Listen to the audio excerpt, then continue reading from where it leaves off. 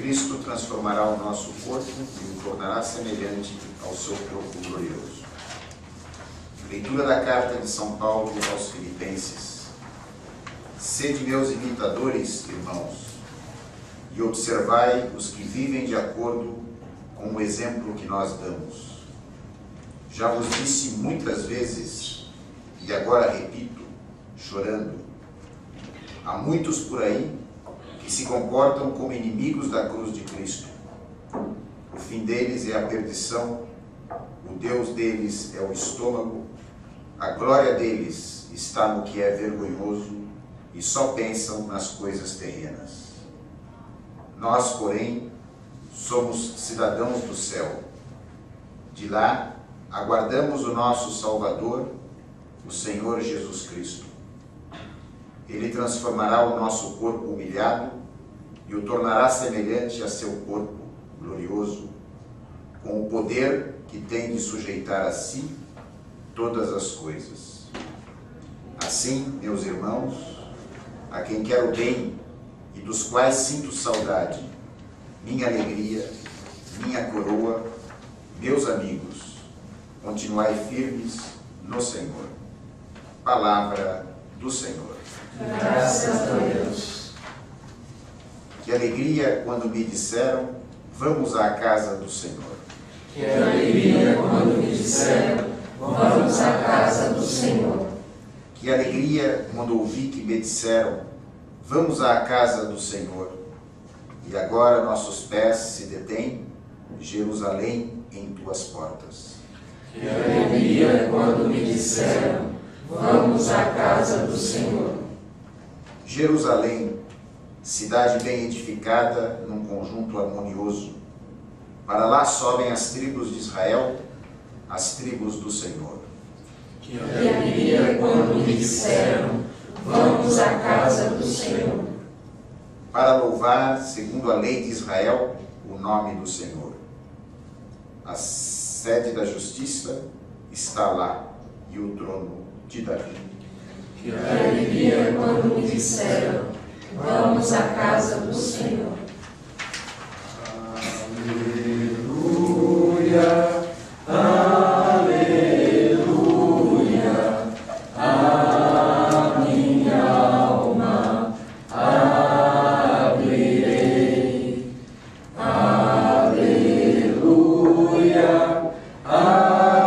aleluia, Cristo é meu Rei. O Senhor esteja convosco. Ele está no meio de nós. Proclamação do Evangelho de nosso Senhor Jesus Cristo segundo São Lucas. Glória a vós, Senhor. Naquele tempo, Jesus disse aos discípulos: um homem rico tinha um administrador que foi acusado de esbanjar seus bens. Ele o chamou e lhe disse: que é isso que ouço a teu respeito? Presta contas da tua administração, pois já não podes mais administrar meus bens. O administrador então começou a refletir: o Senhor vai me tirar a administração. O que vou fazer? Para acabar não tenho forças. De mendigar tenho vergonha. Ah, já sei o que fazer. Para que alguém me receba em sua casa quando eu for afastado da administração. Então ele chamou cada um dos que estavam devendo ao seu patrão e perguntou ao primeiro: quanto deves ao meu patrão? Ele respondeu: 100 barris de ouro. O administrador disse: pega a tua conta, senta-te depressa e escreve 50. Depois ele perguntou ao outro: e tu, quanto deves? Ele respondeu: 100 medidas de trigo. O administrador disse: pega a tua conta e escreve 80. O Senhor elogiou o administrador desonesto, porque ele agiu com esperteza. Com efeito, os filhos deste mundo são mais espertos em seus negócios do que os filhos da luz. Palavra da salvação. Glória a vós, Senhor. Louvado seja o nosso Senhor Jesus Cristo. Para sempre seja louvado. Uma vez uma pessoa chegou em crise por causa desse evangelho. Como Deus pode elogiar as espertezas dos filhos das trevas? Como? Parece que Deus então passa a mão na cabeça. Como assim? Como esse evangelho? Como entender esse evangelho? Entender esse evangelho, de fato, com a luz de Deus, faz a gente perceber mesmo que a nossa razão ela é muito limitada sem a fé. Na primeira aparência já era isso mesmo. Parece que Deus fica impressionado com a malandragem, né? Com um certo jeitinho, né? Que infelizmente no nosso país a gente é famoso por causa disso, né? Mas na verdade não. A esperteza deste homem se baseia em primeiro lugar na confiança da bondade que existe nesse Senhor, mas como bondade? Ele vê que aquele Senhor é justo. Ele soube que aquele homem estava esbanjando os seus bens. E agora ele disse, bom, já que você fez isso, você não vai mais tomar conta dos meus bens, das minhas propriedades. A bondade, ela provém da justiça. Não existe bondade se a pessoa que se diz boa não for justa. Pelo fato de ele estar aplicando a pena que aquele homem merece, aquele homem entendeu que isso era a manifestação da bondade, por ele ser justo. Então o que esse homem fez? Sabendo que o senhor lá, né, da agricultura lá, é bom e justo, ele então, o que ele faz rapidamente? Converte-se. Ele chega naqueles outros que estavam devendo e abaixa todos os preços. Mas isso não é simplesmente um gesto de generosidade, um gesto de só bondade. Como eu falei, não existe bondade sem justiça. Ele também está sendo justo. Por que ele abaixa todos os preços? Porque os preços estavam superfaturados. O que valia 50, ele cobrava 100. O que valia 80, ele cobrava o dobro. Então o que ele faz? A esperteza dele é tirar o erro e cobrar somente aquilo que de fato se deve cobrar. Então ele tira o percentual que era dele e cobra o preço tal qual como de fato assim o é. Então, quando os senhores admiram a esperteza dos filhos das trevas, é no entendimento que esses filhos das trevas percebem que quando eles estão encurralados, não tem outro jeito, então eles apostam na bondade de Deus, de saber que perdoa-os, nem que seja no último momento. Este homem estava com essa esperança. Se esse Senhor vê que eu estou retificando os meus atos, a coisa pode mudar. A coisa pode voltar-se favoravelmente a mim e assim mesmo. Deus, vendo que a gente está arrependido, nem que seja no último momento da nossa vida, é capaz de nós então sermos de fato repletos pela infinita misericórdia de Deus. E Deus, e de fato Ele é bondoso e justo, que no início do Evangelho Ele fala, esbanjando os meus bens. Mas não, o Senhor da agricultura, o Senhor da propriedade, não estava sendo prejudicado em nada, porque Ele estava recebendo dele. Quem estava sendo prejudicado é quem estava comprando produto superfaturado. Mas Deus, Ele é tão bondoso, que Ele entende que os prejuízos dos filhos dele é como se fossem os nossos. Então, esse servo desonesto, esse filho das trevas, consegue perceber a bondade de Deus também nesse ponto. Que Deus, nós nunca vamos conseguir atingir Deus. Nunca vamos conseguir maltratar Deus, porque Deus é infinitamente maior do que nós. Mas nós sabemos que quando nós machucamos uma pessoa que é filha de Deus, é como se estivesse fazendo isso com o próprio Deus. Esse servo aí, ele sabe disso. Então ele pensa, puxa, se eu começar a tratar bem, se eu começar a tratar de forma justa e por isso bondosa as pessoas que estão sendo vitimadas pelas minhas más ações, o meu bom chefe e o meu justo chefe saberá reconhecer isso. E no final do Evangelho nós percebemos que Jesus de fato consegue reconhecer essa atitude deste homem que mudou por causa do temor, não por causa do amor. Mas o que interessa é que mudou. Para Cristo o que importa é isso. Mudou. Ele se converteu. Nas atitudes dele, ele mostrou que ele foi esperto.